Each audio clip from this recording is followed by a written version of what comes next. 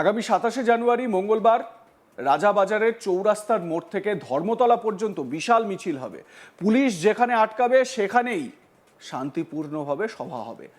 কেউ কোনো গন্ডগোল পাকানোর চেষ্টা করবেন না, এই ভাষাতেই হুঁশিয়ারি দিলেন রাজ্যের এক সংখ্যালঘু মন্ত্রী। তবে তিনি পরিষ্কার জানিয়ে দেন, এই মিছিলের সঙ্গে তার দল তৃণমূল কংগ্রেসের কোনো সম্পর্ক নেই। জামিয়াতে উলেমায়ে হিন্দের তরফে এই মিছিল হবে। এবারে হয়তো বুঝতে পারছেন আমি কার কথা বলছি। ওই সংখ্যালঘু মন্ত্রী বলেন, স্বাধীনতা সংগ্রামের সময় থেকে এই সংগঠন, তারা আসতেই পারেন। 27শে জানুয়ারি বেলা 1টার সময় শুরু হবে সভা। 500 জন পরীক্ষিত ভলেন্টিয়ার থাকবে। তিনি বলেন, কেউ কোনো গোলমাল পাকাতে আসবেন না, পুলিশ সঙ্গে থাকবে। মমতা সরকারের যে সংখ্যালঘু মন্ত্রী এই ঘোষণা করেছেন তিনি হলেন সিদ্দিকুল্লাহ চৌধুরী। 20শে জানুয়ারি তিনি রাজ্যের মুখ্য নির্বাচনী আধিকারিকের অফিসে ঢোকেন। সিইও মনোজ আগরওয়ালের সঙ্গে দেখাও করেন।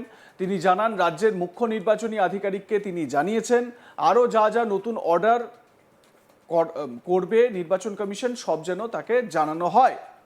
তো গ্রন্থাগার মন্ত্রী সিদ্দিকুল্লাহ চৌধুরী কি বলেছেন শোনাবো আপনাদের। সিইওকে বলেছি আগামী 27 তারিখে, ইংরেজি 27 তারিখ, রাজাবাজার থেকে বড় মাপের একটা মিছিল আমরা বের করবো জমিয়ত উলামায়ে হিন্দের ব্যানারে। আমাকে কেউ এর সাথে পার্টিকে দয়া করে যুক্ত করবে না। আমাদের আইডেন্টিটি আছে, আমি তাকেও বলেছি আমরা ফ্রিডম ফাইটার অর্গানাইজেশন।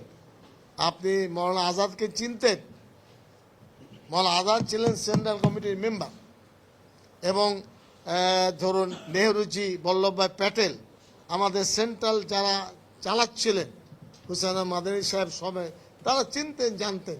এটা আমাদের নৈতিক কর্তব্য। ফ্রিডম ফাইটার অর্গানাইজেশনের কারণে আমরা আসতেই পারি, জিজ্ঞাসাবাদ করতে পারি। সারা রাজ্যে আমাদের ইউনিট। আমরা 27 থেকে কল দিয়েছি।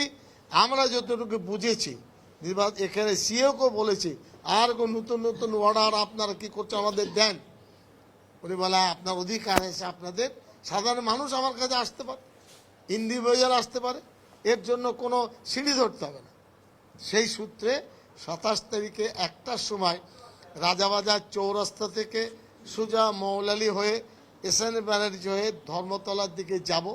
পুলিশ যেখানে বলবে এখানে দাঁড়ান, তো সেখানে মাইকে প্রোগ্রাম করে আমরা আপনার সম্পন্ন করব। 100% বলতে পারি শান্তি শৃঙ্খলা আমাদের নৈতিক কর্তব্য। গোলমাল পাকাতে কেউ আমাদের কাছে আসবেন না। পুলিশ দায়িত্ব নেবে। 500 রেজিমেন্টেড বলতে পারেন, পরীক্ষিত ভলেন্টিয়ার থাকবে। আমরা কোনো গোলমালের পক্ষে নই।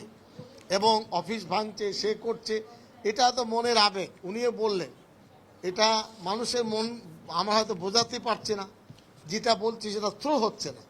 এই কারণে আমরা করব, আপনাদের শোনাচ্ছি।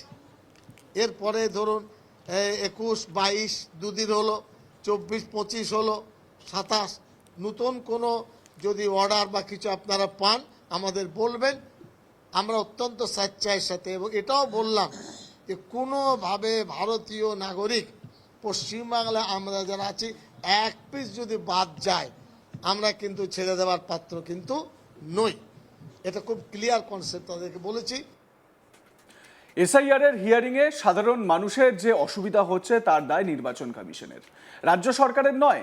এসআইআর এর হিয়ারিং নোটিশ বিভ্রান্তির মুখে পড়তে হচ্ছে রাজ্যের সাধারণ মানুষজনদের। আর সেই সমস্যা নিয়ে রাজ্য নির্বাচনী আধিকারিকের দপ্তরে যান মন্ত্রী সিদ্দিকুল্লাহ চৌধুরী। আর সেখানে নির্বাচনী আধিকারিকের সঙ্গে দেখা করে একাধিক সমস্যার কথা তুলে ধরেন তিনি। দীর্ঘক্ষণ আলোচনার পর তিনি সেখান থেকে বেরিয়ে সাংবাদিকদের মুখোমুখি হয়ে বলেন, নির্বাচন কমিশন এখানে সিইও, যে কেউ আসুন তাকে সন্তুষ্ট হতে হবে। এখানে যুদ্ধ করে কিছু মিলবে না। আমি ইলেকশন কমিশনকে বলেছি, যে কোনো শুভবুদ্ধি সম্পন্ন মানুষ ভাঙচুরের ঘটনাকে সমর্থন করে না। সেটা কেন ঘটছে সেটা দেখা দরকার, ম্যান পাওয়ার বাড়ানো দরকার, কিন্তু সেটা দেখা হচ্ছে না। আমি ছোটখাটো নেতা, বড় নেতা নই। যারা বড় নেতা বলেন তারা যান না কেন? আমি বলছি কারণ আমার একটা দায়বদ্ধতা আছে। কি বলেছেন সিদ্দিকুল্লাহ সাহেব শোনাবো। নির্বাচন কমিশন এখানে সিইও, যে কেউ আসুক তাকে সন্তুষ্ট হতে হবে। এখানে ওই মানে মল্লম যুদ্ধ করে কিছু মিলবে না। আপনি আপনার সংগঠন সভাপতি ছাড়াও রাজ্যের মন্ত্রী, এই যে ভাঙচুরের ঘটনা ঘটছে, বিভিন্ন বিডিও অফিস, এসডি অফিস ভাঙচুরের ঘটনা ঘটছে, সেই হিসেবে আপনার আমি এক মিনিট, আমি ইলেকশন কমিশনকে বলেছি যে কোনো শুভবুদ্ধি সম্পূর্ণ মানুষ এটা সমর্থন করে না। এটা ঘটেছে কেন দেখা দরকার, ম্যান পাওয়ার বাড়ানো দরকার, বলা দরকার যে আপনাদের নাম বাদ যাবে না। এটা হলো হচ্ছে না। আর আমি নেতা, আমি ছোটখাটো নেতা নাই, বড় নেতা নয়। যারা বড় বড় নেতা বলেন না তারা যান না কেন, তারা ময়দানে যান না কেন, এমএলএরা যায় না কেন, জেলা পরিষদ যায় না কেন, সমিতি যায় না কেন? এটা আমি বলছি আজকে, এটা টিএমসি বলছি। আমি বলছি কেন, আমার একটা দায়বদ্ধতা আছে। আমি কথা শুনুন, ফরাক্কার এমএলএ এর খতিয়ান আমি দেব না, তার কথা তাকে জিজ্ঞেস করুন। আমি কলকাতায় 40 বছর কাজ করছি, একটা ঘটনা দেখান যে একটা চাবুক নিয়ে আমরা কোথাও কিছু করেছি। কারোর সঙ্গে 99% একদিকে, 1% 99 একদিকে, ওই বিচার করবেন না।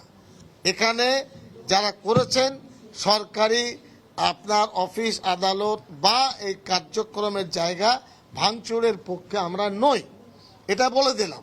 কিন্তু ইলেকশন কমিশন, গভর্নমেন্টকে ভাবতে হবে কি করে মানুষের মনের ক্ষোভটা দূর হবে। আমি নিশ্চিত উদ্যোগ হওয়ার জন্য আজকে আমরা কি ঘাস কাটতে এসছি নাকি? এই তো বলছি তো, আমি ঘাস কাটতে আসিনি। আমাদের সে আছে, রাজ্যে সংগঠন আছে, গ্রামে গ্রামে পৌঁছে যাবে, মানুষের চাপটা কমবে। গভর্নমেন্টে আমার থেকে সব বড় বড় বুদ্ধিমানরা আছে, আমাকে জিজ্ঞেস করবেন না গভর্নমেন্ট কি কিছু চাইছে। আমাকে না না, উনি বলেছেন, বলে এটা মিসআন্ডারস্ট্যান্ডিং হয়েছে। যারা বলি, বর্ধমানের একজন ইমাম সাদিক সাহেব, তার নাম, আজ থেকে 2 দিন আগে আরামবাগে বাড়ি, বর্ধমানে কমল সাগরের ইমাম ছিলেন। উনি বললেন আমার 4টি মেয়ে, আমার মেয়েদের নোটিশে তোমরা 6 ভাই বোন। ও বাবা বলছে আমার তো 4টি ভাই নেই। উনি তখন বললেন এগুলো ইন্টারন্যাশনাল কেউ কিছু করেছে, ইনকোয়ারিতে যখন জানা যাবে 4 জনের 4 জনই সেখানেই থাকবেন, এইরকম সিচুয়েশনে ওর কোনো ক্ষতি হবে না। এরপরই বেলডাঙ্গা প্রসঙ্গে সাংবাদিকরা প্রশ্ন করতেই রেগে লাল হয়ে যান মন্ত্রী সিদ্দিকুল্লাহ চৌধুরী। তিনি বলেন সাংবাদিকদের চুপ করিয়ে দেন এবং বলেন পচা মালদের খোঁজেন কেন। কি বলেছেন সিদ্দিকুল্লাহ, শুনুন। বেলডাঙ্গাতে উত্তপ্ত করে আপনার নদীর সৃষ্টি করতে চাইছেন, আমাদের ভালো কাজগুলো আপনারা প্রচার করেন না, এটা আমি সিদ্দিকুল্লাহ চৌধুরী বলছি। তাকে জিজ্ঞেস করুন না, আমি উর্দুতে বলবো।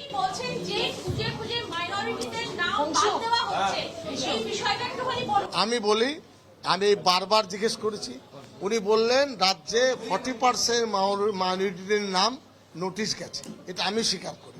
কিন্তু উনি বললেন আমার যেটা জেলাকে জিজ্ঞেস করলে, আমার সামনে একটা এডিএমকে ফোন করলেন, আমার সামনে বললেন তারা নিজের তথ্য প্রমাণ আমরা চেয়েছি, দিলে ওটা আস্তে আস্তে কমবে।